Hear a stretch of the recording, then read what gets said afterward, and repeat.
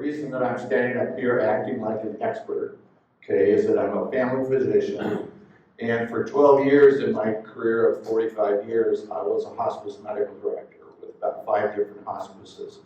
So I have a whole lot of experience dealing with thousands of patients who are in hospice, and many who passed away.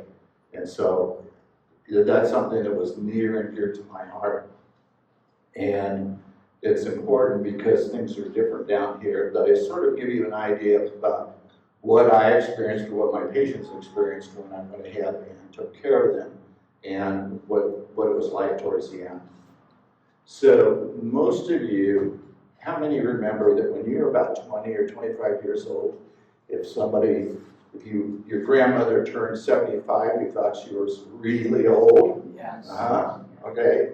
And now 75 isn't really old, you know. 90's kind of getting up there, but anyway, so our perceptions about the life or the end of life and stuff are quite different. All right, so if you look around, you'll see that many of us are sort of in that higher age range.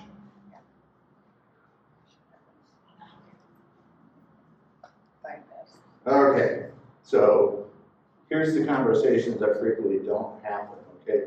I'm going to have to get a pointer here because my laser doesn't work for this, okay? So I'm all for everybody doing this at this particular point in time.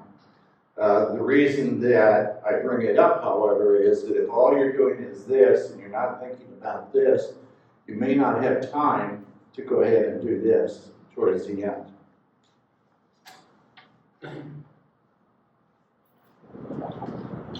Okay, here are my objectives. Consider future planning in regards to your death.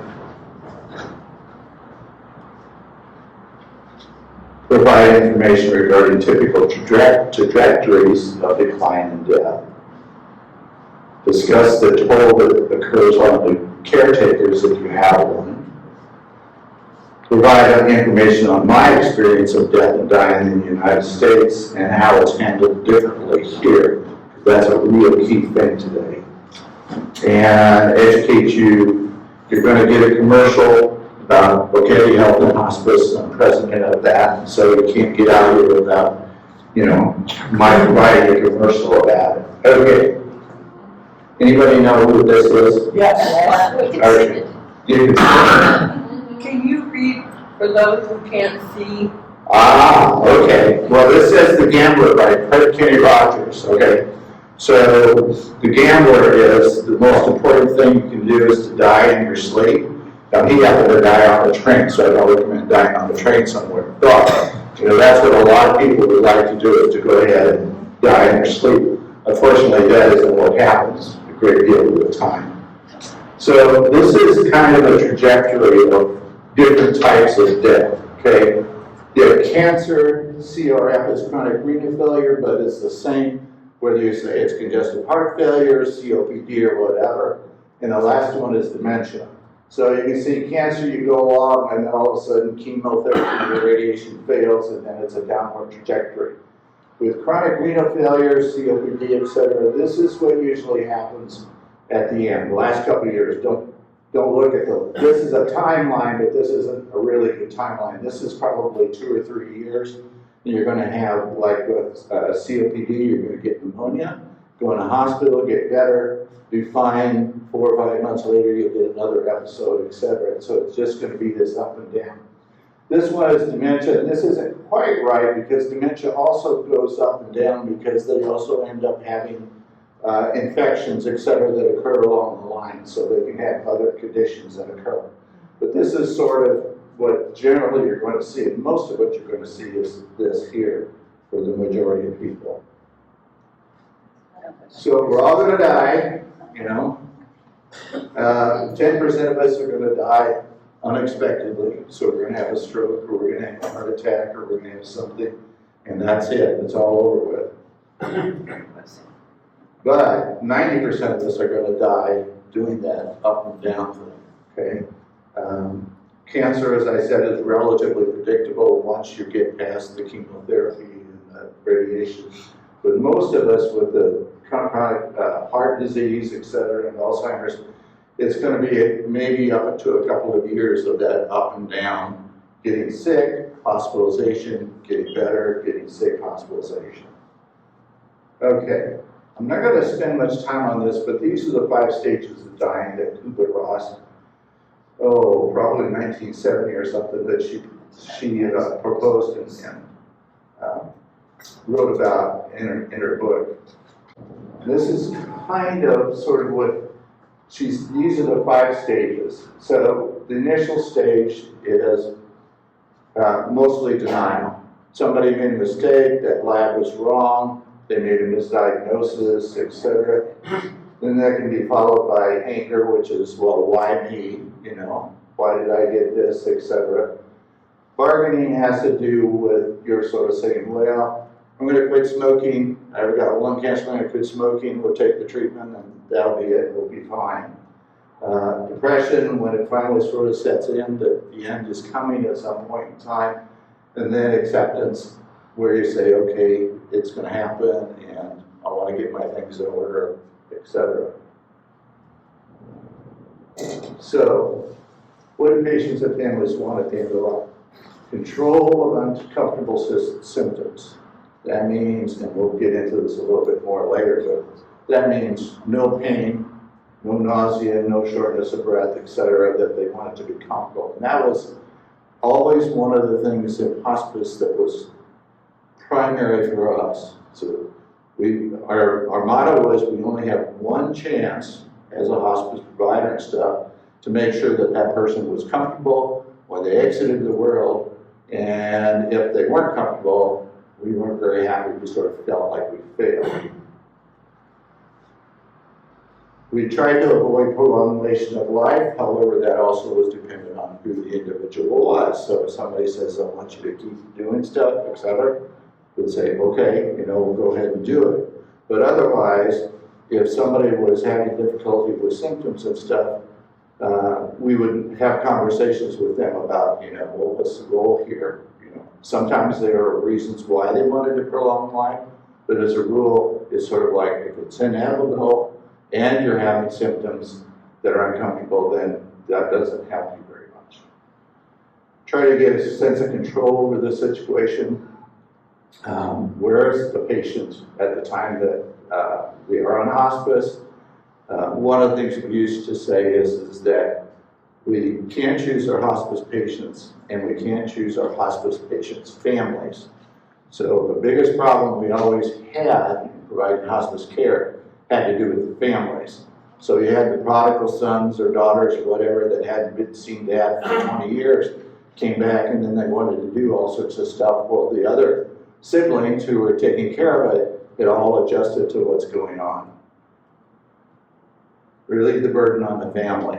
Okay, so and that could be psychological burden. I'm not doing enough for dad, mom, whoever.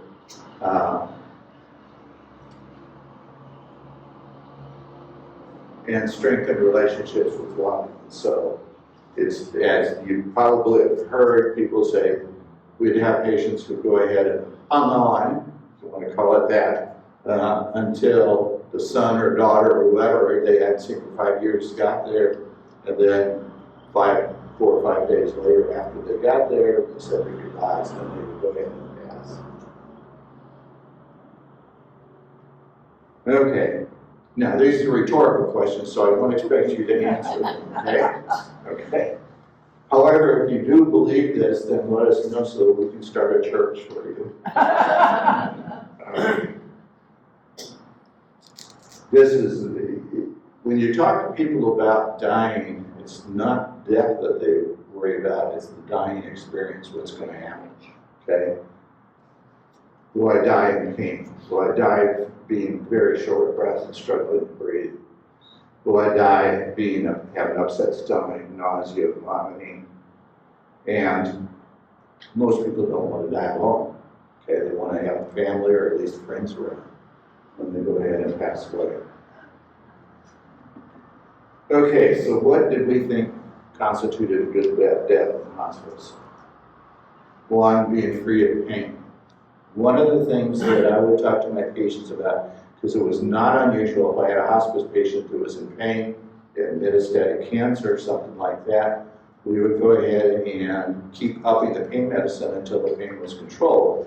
Usually that meant that we were using opioids at the end of life, morphine, oxycodone, Dilaudid, something like that. And you would have patients, when we first initially brought them on hospice, who said, you know, I don't want to get addicted to morphine or whatever. And my response to them was, if we go ahead and give you morphine and I find you out on the street trying to score some more morphine or oxycodone, I'm going to be concerned. Now, will you get habituated? Absolutely, which means that if they were to go cold turkey, they would have withdrawal just like a heroin addict.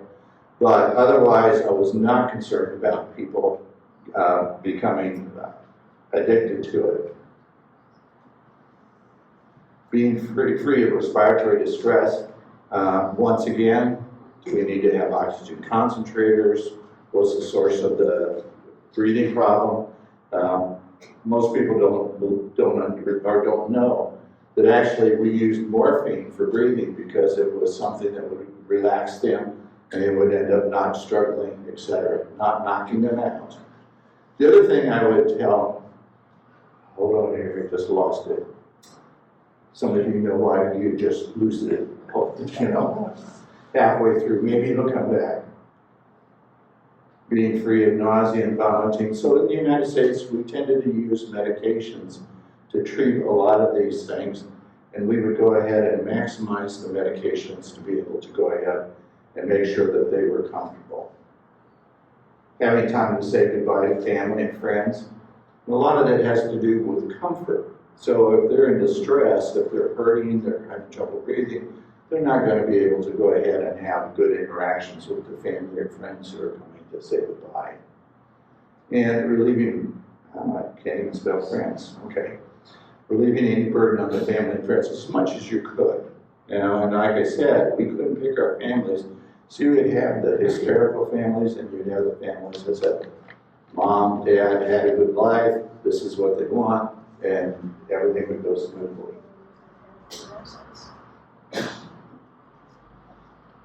So we talk about the quality of life, sometimes the quality of end of life, but do we actively work for it? So one of the things that we find is, at least in hospice and stuff, is people wouldn't be prepared. They would just sort of go along, and then when the bad news came, so to speak, they tried to scramble and fix it, but sometimes there wasn't time to scramble and fix it. So this would be nice, all right? Be nice if you could have next to the last rites, give you a few months to go ahead and figure, okay, this is what I need to do to be able to go ahead and be comfortable when I pass. So suffering causes patient distress. Physical distress, such as pain, nausea, etc., very uncomfortable at the end of life for both the patient and the family.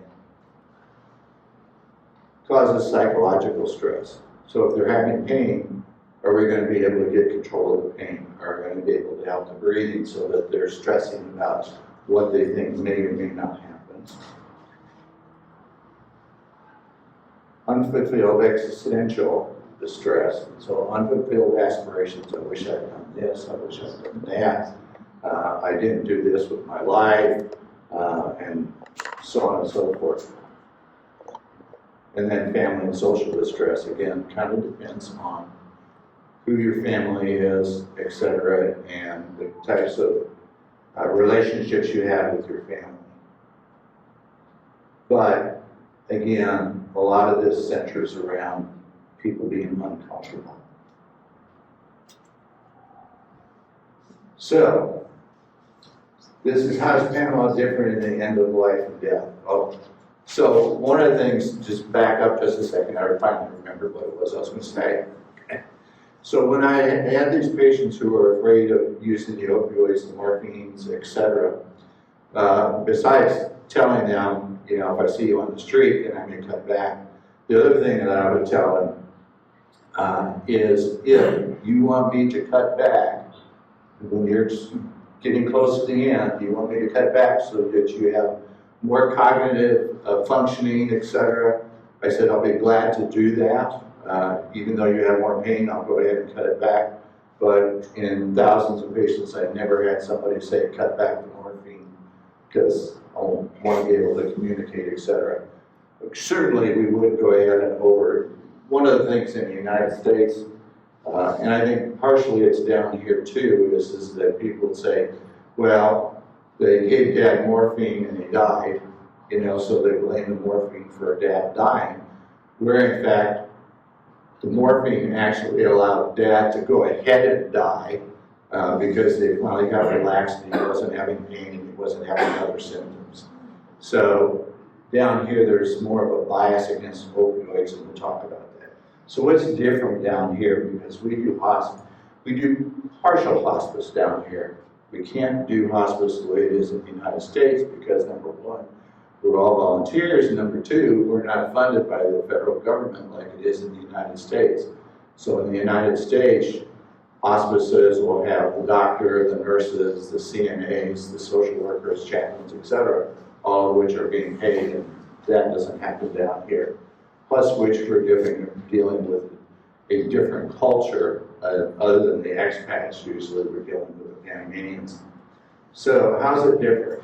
So palliative care down there, they don't use the word hospice down here, they use the word palliative care, which we use in the United States too. The difference is, in the United States, we use the label palliative care when we had somebody who had severe chronic disease, emphysema, heart failure, etc. But they weren't at the point where we thought they were going to die within 6 months or less, which is the key amount of time for going on hospice. So we had to be able to tell the federal government when we filled out all our paperwork that we think, based on our experience, that this person is going to pass away in 6 months or less. Then they can go on hospice. But if we didn't have that, then many of the hospices then started to provide some palliative care, which is, again, having the nurse, the CNA, etc. But it wasn't paid for by Medicare. Some insurances might pay for it. So down here, Mensa and Social Security, they passed a palliative care law, and I think it's at least 15 years ago, if not longer than that, to provide palliative care. They've not been really good at funding it. And so one of the problems that we have down here is that the palliative care systems in Mensa and Social Security don't have the resources to be able to go ahead and provide the kind of care that we did in the United States. So when I talked to the director of Mensa Palliative Care for all of Cherokee, one of the things we provide at hospice is oxygen concentrators for people who need to have oxygen. And we said we had something like 20 to 25 machines, oxygen concentrators. He had 4 for the entire province of Cherokee. So that's an example. The other is with Social Security, the palliative care team would only get a car once a week to go out and see palliative care patients. So makes it difficult. But anyway, they do have it. You have to sign up for it. So if your Social Security, meaning that you paid into the Social Security system, you go in, you apply to be on palliative care. They provide more services at that time. They provide medications and things like that. The same goes for Mensa. Mensa is for those that have not paid in the Social Security system, but you do the same thing. You go in to Mensa, you go ahead and apply for palliative care, and then they will have a doctor that will go see you. They'll have a nurse that sees you, a social worker that sees you. Okay. But they don't use the word hospice. So the palliative care here goes to the end, just like hospice did. They just don't use that word. Okay, includes hospice care. Pronouncing and signing the death certificates. I think, hold on a second here. Well, this is something that you'll do if you get on the palliative care system with Mensa or Social Security, is that they'll go ahead and sign death certificates. And this is a living will. So one of the things, there are a couple things that are different down here, and fortunately have some expert long-term expats here who are more knowledgeable than I am, about this, but the living will is something that we have in the United States. One of the forms that you have is called POST, P-O-L-S-T, okay? That's pretty universal in the United States, and I'll talk about it a little bit later. But Panama requires you to have a living will. If you don't want to have life-sustaining more treatment, you have to have a living will written in Spanish by an attorney that's notarized. Is that right, Marty? Yes. All right. If you don't, you bring your living will down from your home country, doesn't mean anything. So they won't honor that. You have to go ahead and have it, and we'll talk a little bit more about that. But just to let you know, your living will isn't going to work down here. Has to be notarized, has to be translated and notarized, and Translated. then it works fine. Yeah. Use of IV fluids. So again, I'm talking about the Panamanian system. So there you have a different, sometimes have a different attitude depending on the physician on what they do towards the end. Sorry to interrupt. There's a very big truck turning around the corner here. There's a grey pickup truck parked just on the corner in a driveway. Does that belong to anybody here? Yes, me. Do you want me to go with it? I think you're going to have to move it. Just give me 1 second. How about I get the keys to somebody who can move it? Sorry. Okay. Which key is Sorry to interrupt. This one. Okay. Sorry. So towards the end of life, and the patients that I've taken care of down here, the Panamanian patients and stuff, there's a tendency to try and do interventions towards the end of life, and I'm not sure exactly if it has to do with the culture, it has to do with physicians or whatever. In the United States, unless there is something important, so if somebody said, look, got my son coming in here in 2 days and stuff, and I want to be able to talk to him and say goodbye, etc., we would go ahead and give them IV fluids, but that was going to allow them to go ahead and do that. Down here, it seems to me it's sort of a last-ditch thing where they feel like they need to do something.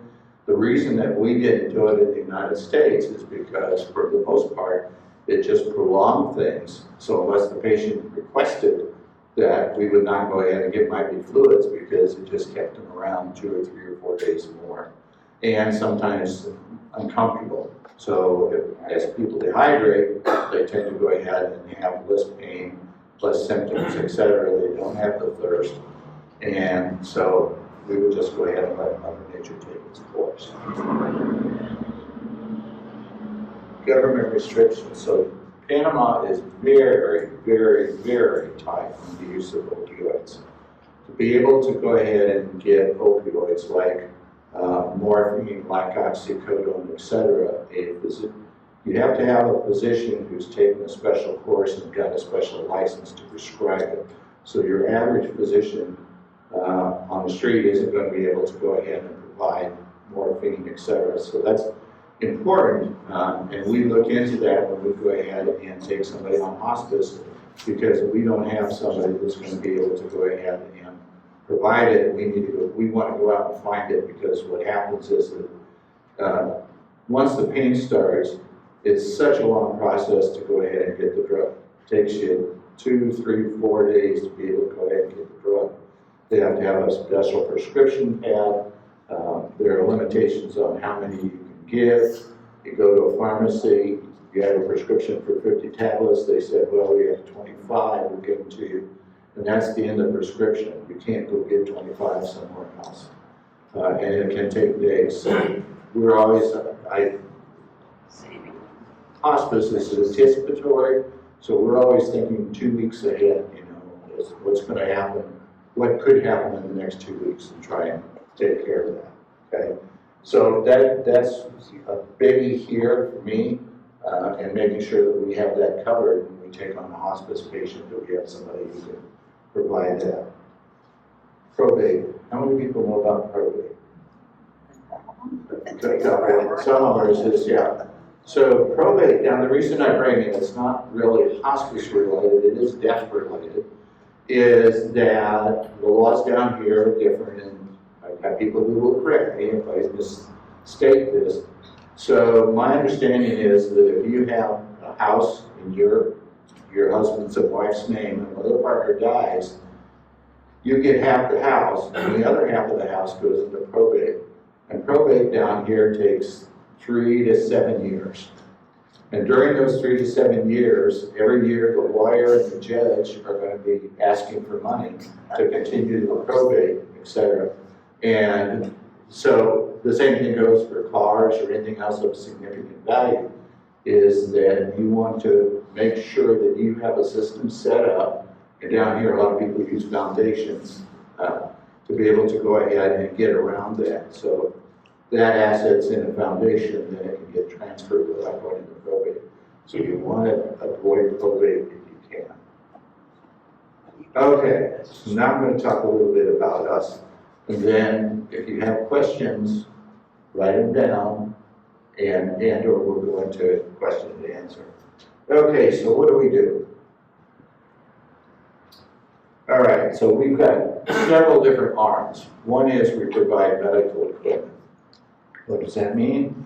It means we have oxygen concentrators, we have hospital beds, we have wheelchairs, we have shower chairs, we have bedside commodes, etc. So we provide equipment for people who are in what I've described as palliative care, not this system, where they're not going to die within 6 months.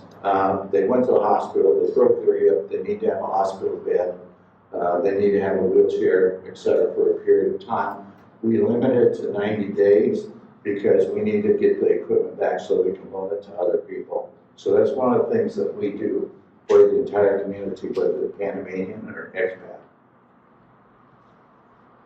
But if they're hospice, we go ahead and provide it until they die. So we don't say, well, you get to go ahead and have the hospital bed for 90 days. And yeah, we know you're going to die in another 2 months, but we're going to take it away. So if they're hospice, they get equipment until they pass away. Or they graduate from hospice. One of the things that happened in the United States is you could have people who come on hospice, and after they got on hospice and they got seen by the nurse and the CNA, etc., they got so well that they went off hospice.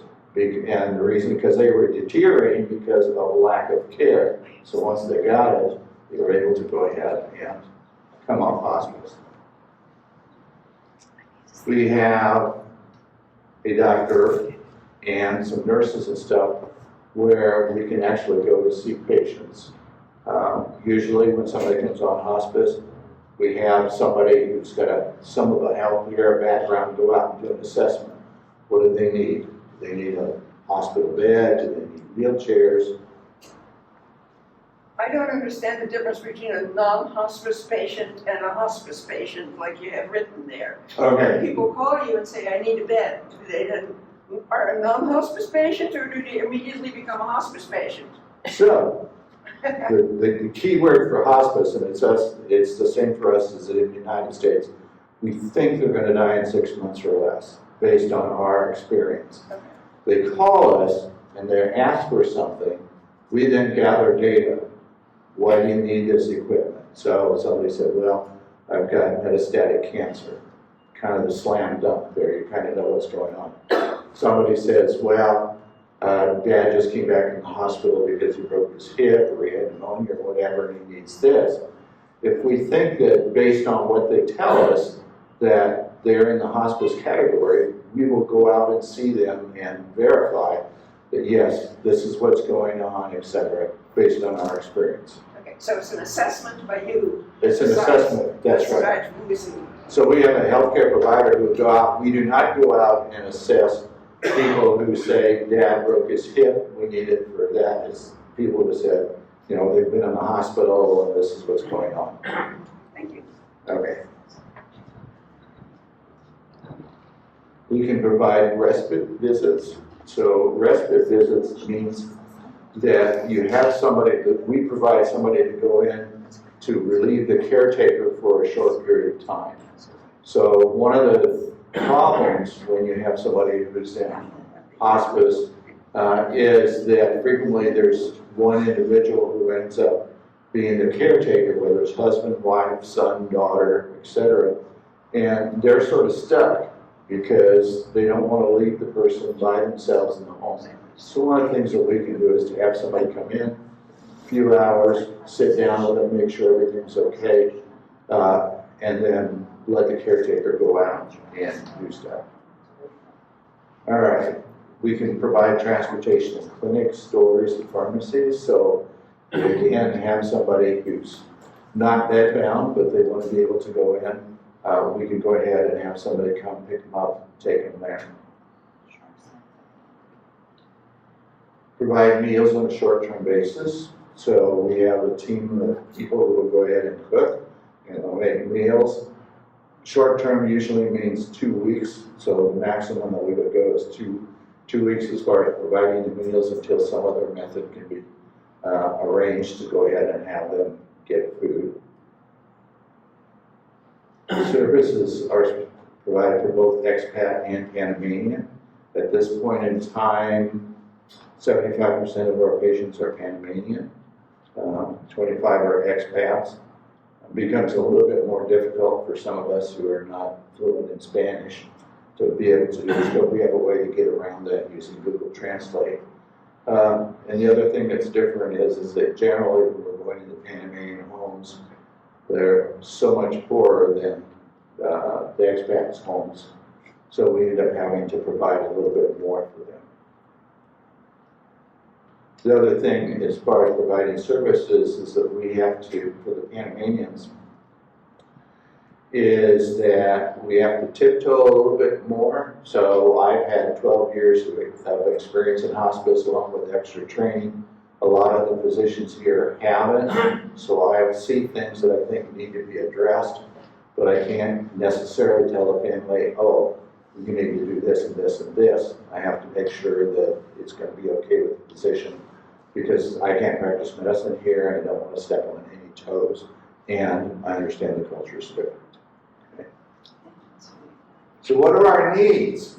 Emphasis on needs. So this is the commercial part of it, okay?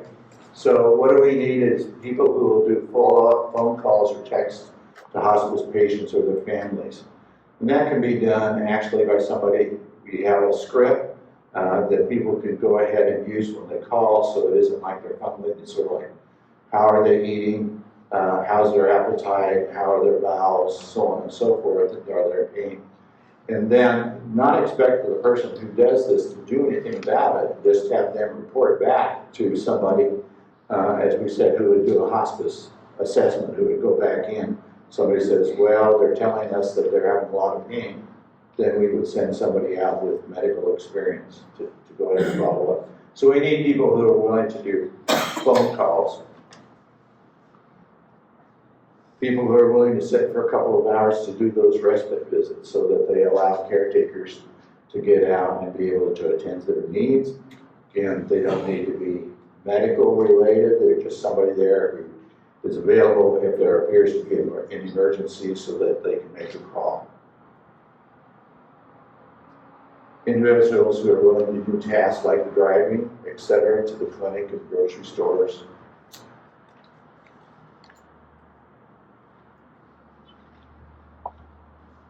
If you have experience or interest in doing fundraising, because we're all volunteers, we operate strictly off of volunteer funds.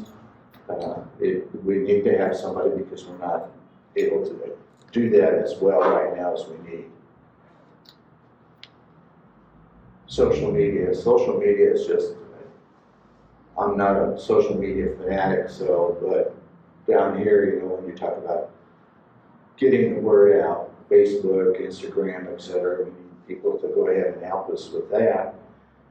Generally, as a rule, the Panamanian community, we try to get into the Panamanian community because the needs are much stronger there than they are for the expats as a rule.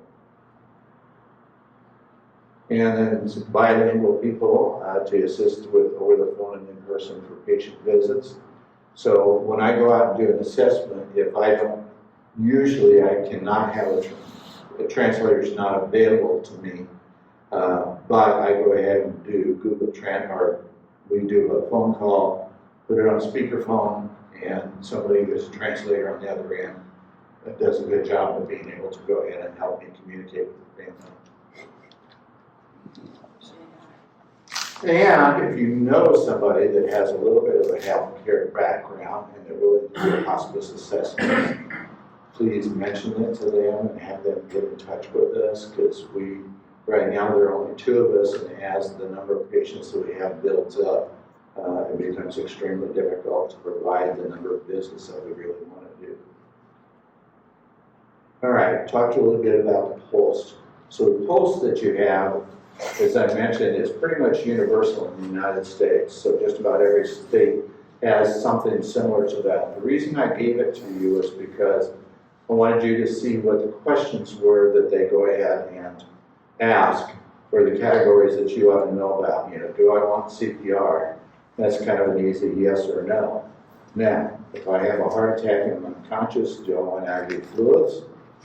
Do I want IV fluids for 5 days, 7 days, you know, whatever, so that you can go ahead and direct it. Now again, going back to what Martine said, you know, it has to be in Spanish here, it has to be notarized, but you want to be as specific as you can when you're going ahead and filling out something like this.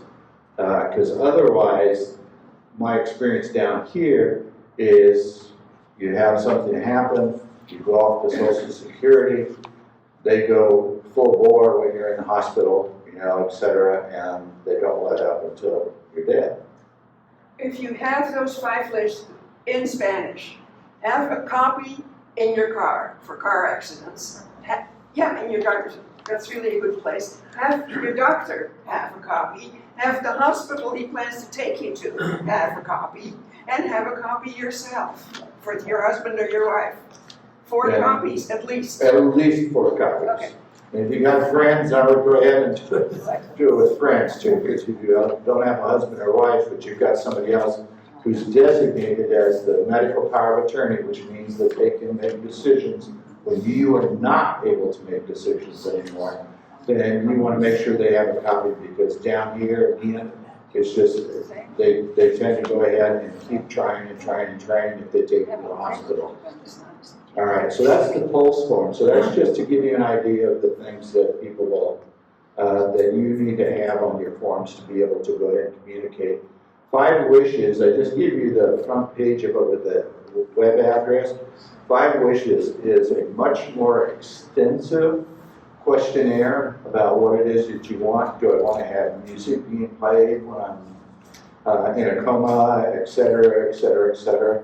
If you go to the website, you'll be able to see the whole 5 wishes. It'll say sample exhausted, so you can't go ahead and print it out and use it. But once again, the important thing is to look at the categories and the 5 wishes.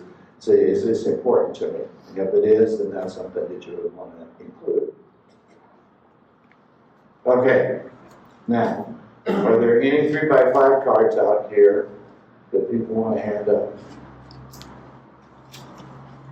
No. All right. So then we're open for questions. So I wanted to do it this way. Hold on a second. Remember one more thing here. So the other thing you have is the table of contents for this, being prepared. Okay. How many here have done gone to being prepared? Yeah, half of you. Okay. So this is another thing that a hospice provides. We have one coming up in November. And what this does is it goes through all of these various things that I've talked about this morning and sort of gives you a template to be able to go ahead and fill out this information. Don't do like me, which is I got the booklet 2 years ago and it's still empty.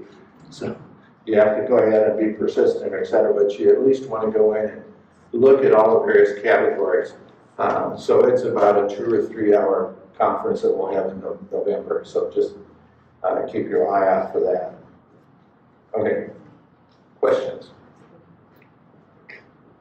So permanent residents are qualified for the MINSA palliative care? You kind of implied it, but you didn't say so. You mean expats? Expats. I don't think so. Does Penny, do you know? You gotta be paid into Social Security. That's what I thought. So I don't think there's hardly any gringos that qualify for Panamanian palliative care. I think you can go get care, but not sign into the palliative care system. Okay. Okay, so general care, but the expats are not qualified to join the palliative care system here. Correct. Okay, thank you. Go ahead. No, go ahead. I have a different question. All right. One of the things I'd forgotten to mention when I was talking about the death certificates, et cetera, one of the problems here, problematic, is that if you go ahead and you say you have a friend or relative or whatever, and you die at home, and you don't have a physician who will come to your home and pronounce you dead, you end up getting hauled off to the Social Security hospital. I'm led to believe that they do autopsies, et cetera, because they look at it as sort of a criminal death, so to speak. So one of the things we always tell our patients is, look, you need to have a doctor who knows your condition, who knows what's going on, who's willing to come out, sign a death certificate, and then it's right off to the crematorium or the mortuary or whatever. So that's a big deal. Yeah, I'm one of the presenters for being prepared, which is very valuable. But the point that I just recently came to realize is that the being prepared, in other words, getting your affairs in order and all your information in one place, is also valuable for people who get dementia. Because I have a friend with dementia and no family here. And just getting her a new passport was a horrible problem because she doesn't know if she lost it, if she had a passport, the whole bit. So having information like that in one place covers that other possibility of us becoming a little bit senile. So that helps. You wouldn't have thought of that otherwise. Well, wait a second, hold on, back here. She had question number 2. Yeah.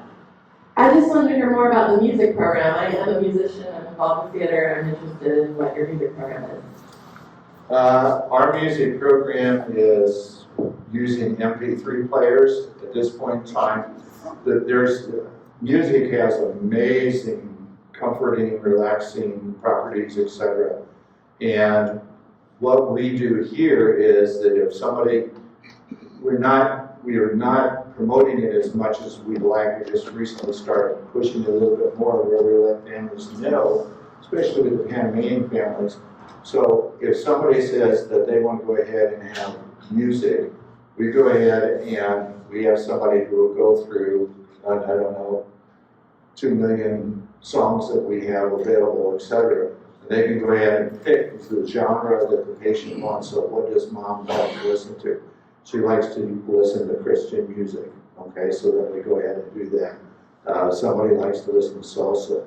We will then supply an MP3 player with the earphones, headphones, etc., whatever is necessary to help it.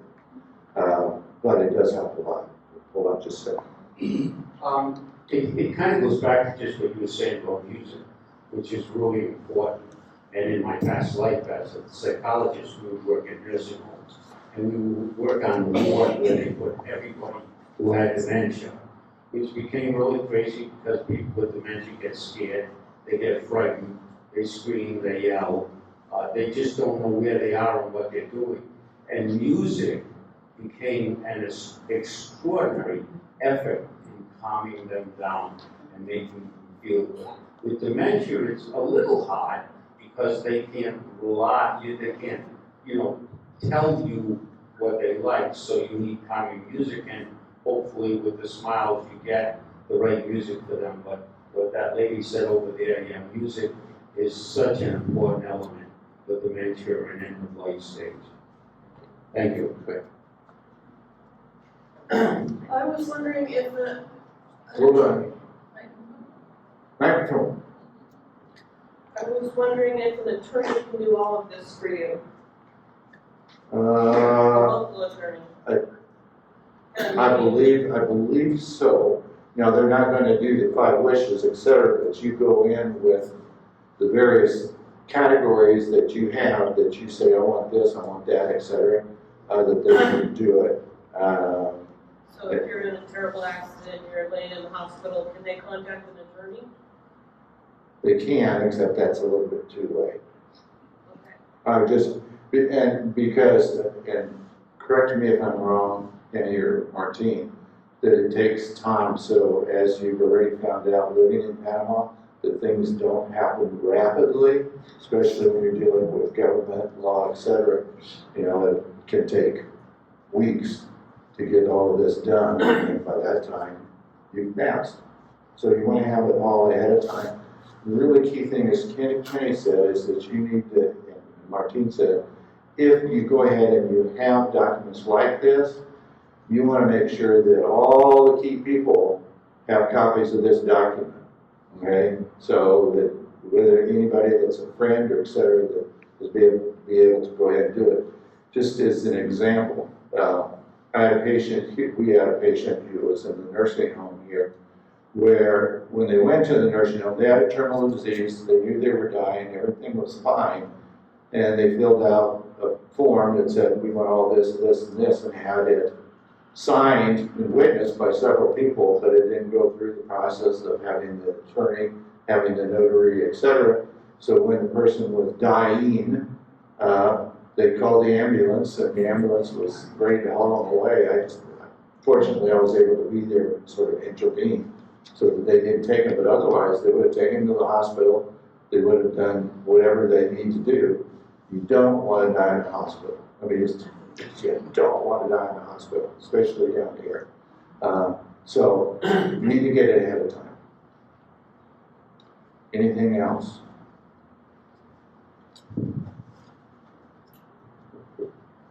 Yeah, I'm working with my father who has COPD and chronic heart failure. And one of the things that we've been working with is getting oxygen. Other than we're using a portable oxygen concentrator, what I understand that pure oxygen, the tanks have a little bit higher bit of oxygen. And I went to figure out how to get a tank of oxygen, and it seems rather complicated. Can you speak about that? No. Okay. All right. I don't know how people get tanks down here. I know that it's expensive.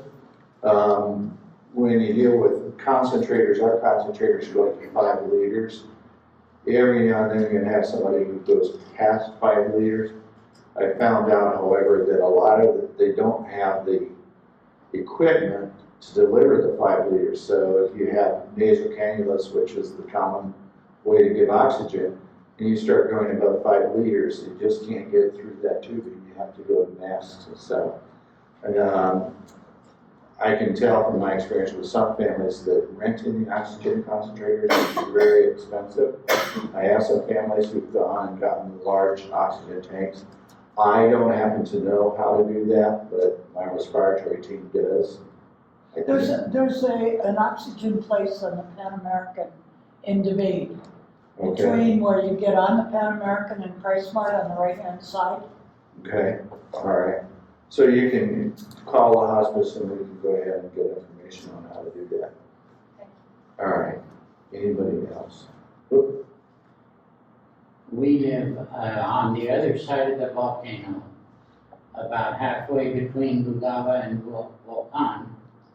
We love it over there, but one thing I've always been envious of you guys about is that it's my understanding that we are not eligible for services through Boquete Health and Hospice, other than maybe the blood donor program. Have you heard any rumors or any talk about establishing hospice over on our side of the volcano? I've not heard of anybody doing that. I know that I've been told that there was another place in Panama that did it. As far as I know, we're the only hospice. Volcan had one, They did. and they came over here to learn how to do it. They came to Boquete to learn how to do it. And Erin remembers, because she's over there shaking her head, yes. But when the people that were active in doing it left, the program died. And that's one of the problems is that we operate with volunteers. And, you know, most of the, especially the expats and stuff that came here, they volunteered. They moved here to retire, be comfortable, etc. And then they don't want to get involved in a lot of different things. So it becomes somewhat difficult sometimes to fill our ranks, so to speak. One of the things that did happen in the past is that when we had people who were volunteers, there was a tendency in the organization to go ahead and ask those volunteers who were active to do more and do more and do more. And then they'd say, okay, I'm out of here. Right now, we've taken the stance where you can have one person who will say, I will go ahead and be responsible for this one patient at a time, that then we would be able to go ahead and easily do it. But we can't do it well time because we just don't have the staffing or the financial aid that we need to do that.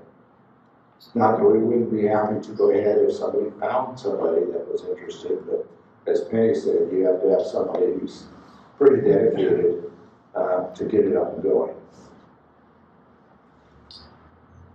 Any more questions, anyone? I just have one. Okay, coming up, Daniel. When you go and see a patient that's in end stage of life, what you have is you have someone, a loved one, that's making tremendous effort, both emotionally and physically, to care for that person. Is there any way that when somebody's visiting through health and hospice, that that person helping their parent or loved one into, you know, the last stages, that they can talk to somebody because they could be very depressed? Right, and right now, the only mechanism we have is when I go to do assessment or the nurse goes to do assessment is to kind of get a general feel. When I go make a visit, I will also talk with family. If I got a sense that there's stress or something going on, it becomes real problematic with the Panamanian patients because of, number one, the language barrier, number two, culturally. So, you know, one good thing about the Panamanian culture is down here is the La Familia, which means I go into a house. It isn't like I see a son or a daughter. I mean, I see the son, the sister, the kids, and so on and so forth. So they end up having more support. But I also have to be careful about what I tell them because I don't want it to be counter to what they might hear from others. We've been trying to get a stronger connection with Social Security and Mensa. It made a little bit of an inroad, but not as much as I would like, so that we can find out what is it that they tell patients on palliative care.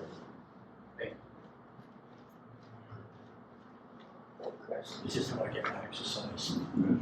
I don't have a question really. I just want to make a comment. I live in Caldera and Boulevard, became a hospice patient, and I accidentally ran into his relatives at the restaurant in Caldera, and they were so incredibly grateful with Dr. Rod for the information they shared, because they said it made 100% difference in how the whole event of his death came about. And something that really puzzles me is how come, and I love animals, I have a dog that I love, but animals are about 1,000 times better at raising money than people are at dying. And I love the animales, so Yes. go ahead. Do you work with Panamanian volunteers? Yes, we can get Panamanian volunteers, even if they're not bilingual. We still like to be able to go ahead and utilize them because we know they can go in and talk to people, and we can educate just about everybody, so it doesn't get, it's not really complicated. The scripts that people will use when they go in to see if there's an issue that needs to be dealt with are pretty simple. Okay, anything else? Okay, if there's no more questions, then it's time to thank Rod for his valuable